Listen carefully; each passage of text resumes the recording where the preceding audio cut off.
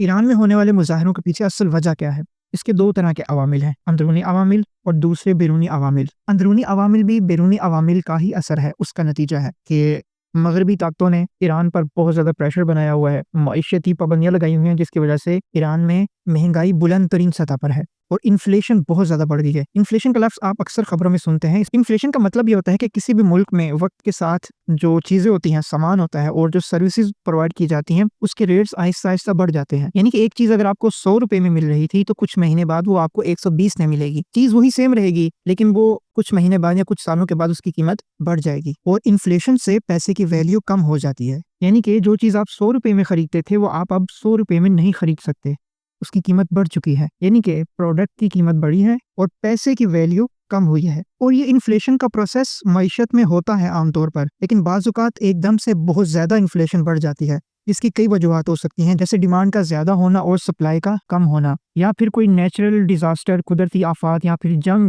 Supply chain کو متاثر کر دیتی ہے، جس کی وجہ سے انفلیشن زیادہ ہو جاتی ہے۔ اور تیسری وجہ یہ کہ سینٹرل بینک نیا پیسہ چھاپتے ہیں اور مارکیٹ میں لاتے ہیں، اور ایران میں بھی کچھ ایسا ہی ہوا ہے کہ نیا پیسہ پرنٹ کیا گیا ہے جو مارکیٹ میں لایا گیا ہے، جس کی وجہ سے انفلیشن بڑھ گئی ہے۔ سادہ الفاظ میں کہ مہنگائی بڑھ گئی ہے، جس کی وجہ سے کچھ طبقات اعتراض اٹھا رہے ہیں۔ اب ایران کے اس اندرونی معاملے کی وجہ جو ہے وہ ظاہر ہے بیرونی دباؤ ہے، جس کی وجہ سے ایرانیوں کو یہ مشکلات کا سامنا کرنا پڑ رہا ہے۔ اس کا ایک دوسرا پہلو بھی ہے کہ ان پرامن مظاہروں کو پرتشدد مظاہروں میں تبدیل کرنے کی کوشش کی جا رہی ہے، لیکن اکثر جگہوں پر ہم دیکھتے ہیں کہ عوام ہوشیار ہے، باخبر ہے۔